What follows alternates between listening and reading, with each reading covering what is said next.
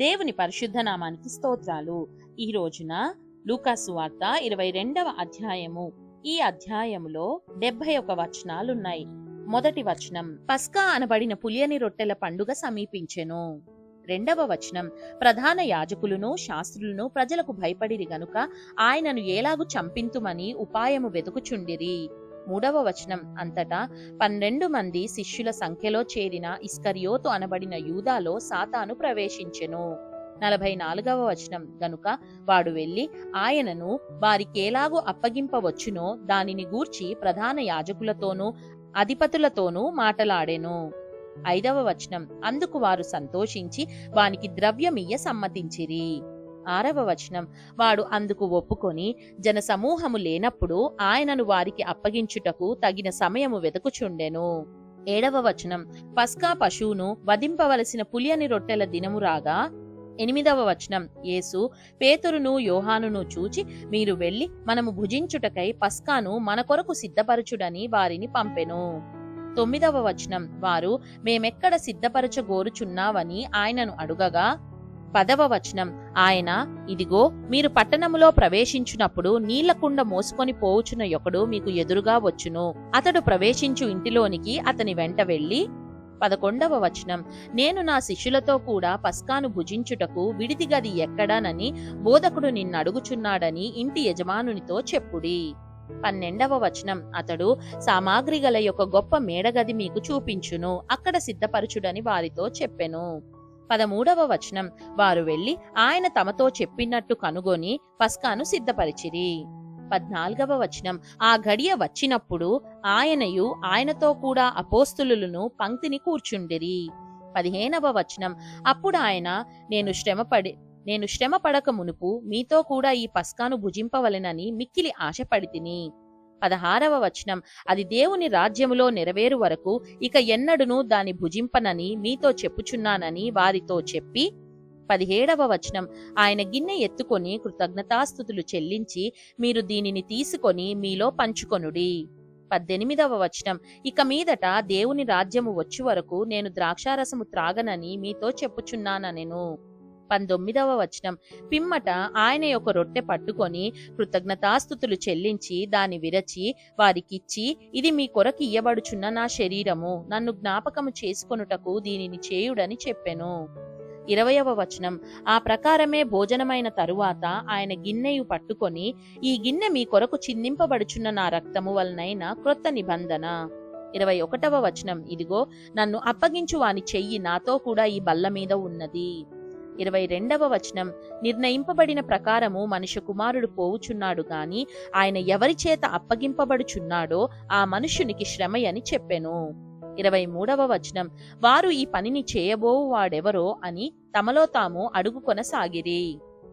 24వ వచనం, తమలో ఎవడు గొప్పవాడుగా ఎంచబడునో అని వివాదము వారిలో పుట్టగా. 25వ వచనం, ఆయన వారితో ఇట్లనెను, అన్య జనములలో రాజులు వారి మీద ప్రభుత్వము చేయుదురు, వారి మీద అధికారము చేయువారు ఉపకారులనబడుదురు. 26వ వచనం, మీరైతే అలాగు ఉండరాదు, మీలో గొప్పవాడు చిన్నవాని వలెను అధిపతి పరిచారకుని వలెను ఉండవలెను. 27వ వచనం, గొప్పవాడెవడు? భోజన పంక్తిని కూర్చుండువాడా పరిచర్య చేయువాడా? పంక్తిని కూర్చుండువాడే గదా. అయినను నేను మీ మధ్య పరిచర్య చేయువాని వలె ఉన్నాను. 28వ వచనం, నా శోధనలలో నాతో కూడా నిలిచి ఉన్నవారు మీరే. 29వ వచనం, కనుక నా తండ్రి నాకు రాజ్యమును నియమించినట్టుగా నా రాజ్యములో నా బల్ల యొద్ద అన్నపానములు పుచ్చుకొని. 30వ వచనం, సింహాసనముల మీద కూర్చుండు ఇశ్రాయేలు 12 గోత్రముల వారికి మీరు తీర్పు తీర్చుటకై నేనును మీకు రాజ్యమును నియమించుచున్నాను. 31వ వచనం, సీమోను సీమోను, ఇదిగో సాతాను మిమ్మును పట్టి గోధుమల వలె జల్లించుటకు మిమ్మును కోరుకొనెను గాని. 32వ వచనం, నీ నమ్మిక తప్పిపోకుండునట్లు నేను నీ కొరకు వేడుకొంటిని, నీ మనసు తిరిగిన తరువాత నీ సహోదరులను స్థిరపరచుమని చెప్పెను. 33వ వచనం, అయితే అతడు, ప్రభువా నీతో కూడా చెరలోనికిని మరణమునకును వెళ్ళుటకు సిద్ధముగా ఉన్నానని ఆయనతో అనగా. 34వ వచనం, ఆయన, పేతురు నీవు నన్నెరుగోనని ముమ్మారు చెప్పు వరకు నేడు కోడి కూయదని నీతో చెప్పుచున్నానెను. 35వ వచనం, మరియు ఆయన సంచియు జాలయు చెప్పులను లేకుండా నేను మిమ్మును పంపినప్పుడు మీకు ఏమైనను తక్కువ ఆయనా అని వారిని అడిగినప్పుడు వారు ఏమీయూ తక్కువ కాలేదనిరి. 36వ వచనం, అందుకాయన ఇప్పుడైతే సంచిగలవాడు సంచియు జాలయు తీసుకొని పోవలెను, కత్తి లేనివాడు తన బట్ట నమ్మి కత్తి కొనుక్కొనవలెను. 37వ వచనం, ఆయన అక్రమకారులలో ఒకడుగా ఎంచబడెను అని వ్రాయబడిన మాట నాయందు నెరవేరవలసి ఉన్నది. ఎలయనగా నన్ను గూర్చిన సంగతి సమాప్తమవుచున్నదని మీతో చెప్పుచున్నానెను. 38వ వచనం, వారు ప్రభువా ఇదిగో ఇక్కడ 2 కత్తులున్నవనగా చాలునని ఆయన వారితో చెప్పెను. 39వ వచనం, తరువాత ఆయన బయలుదేరి తన వాడుక చొప్పున ఒలీవల కొండకు వెళ్ళగా శిష్యులను ఆయన వెంట వెళ్ళిరి. 40వ వచనం, ఆయన చోటు చేరి ఆయన వారితో మీరు శోధనలో ప్రవేశించకుండునట్లు ప్రార్థన చేయుడని చెప్పి 41వ వచనం, వారి యొద్ద నుండి రాతివేత దూరము వెళ్లి మోకాళ్ళూని 42వ వచనం, తండ్రి ఈ గిన్నె నా యొద్ద నుండి నీ చిత్తమైతే తొలగించుము, అయినను నా ఇష్టము కాదు నీ చిత్తమే సిద్ధించునుగాక అని ప్రార్థించెను. 43వ వచనం, అప్పుడు పరలోకము నుండి ఒక దూత ఆయనకు కనబడి ఆయనను బలపరిచెను. 44వ వచనం, ఆయన వేదన పడి మరింత ఆతురముగా ప్రార్థన చేయగా ఆయన చెమట నేల పడుచున్న గొప్ప రక్త బిందువుల వలె ఆయను. 45వ వచనం, ఆయన ప్రార్థన చాలించి లేచి తన శిష్యుల యొద్దకు వచ్చి వారు దుఃఖము చేత నిద్రించుట చూచి 46వ వచనం, మీరెందుకు నిద్రించుచున్నారు, శోధనలో ప్రవేశించకుండునట్లు లేచి ప్రార్థన చేయుడని వారితో చెప్పెను. 47వ వచనం, ఆయన ఇంకనూ మాట్లాడుచుండగా ఇదిగో జనులు గుంపుగా వచ్చిరి.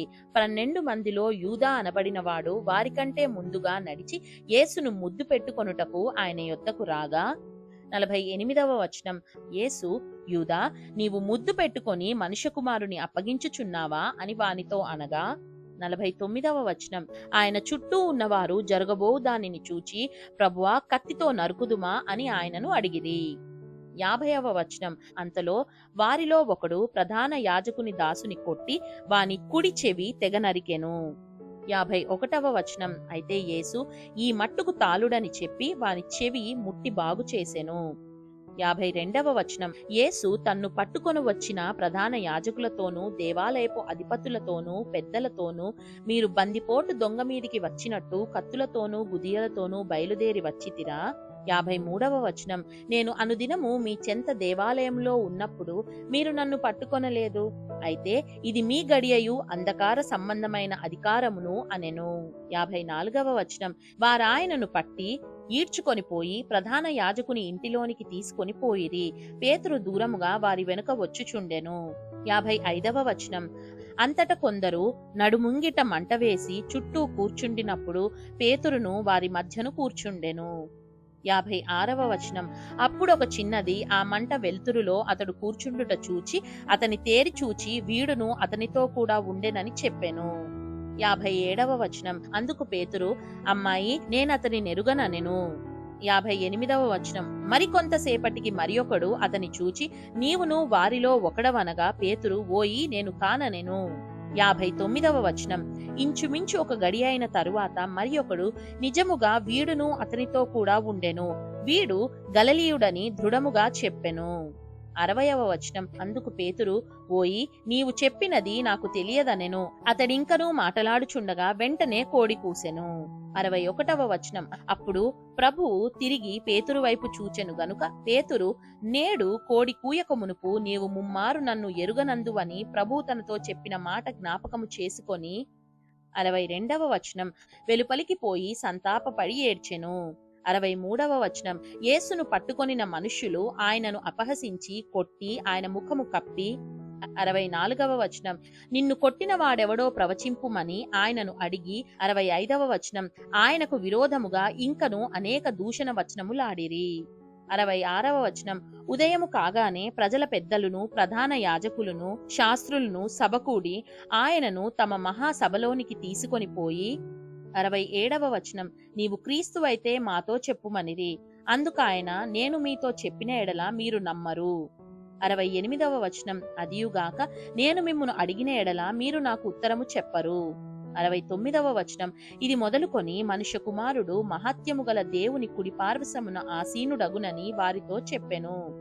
70వ వచనం, అందుకు వారందరూ అట్లయితే నీవు దేవుని కుమారుడవా అని అడుగగా ఆయన మీరన్నట్టు నేనే ఆయనను అని వారితో చెప్పెను. 71వ వచనం, అందుకు వారు మనకిక సాక్షులతో పని ఏమి, మనము అతని నోటి మాట వింటిమి గదా అని చెప్పిరి.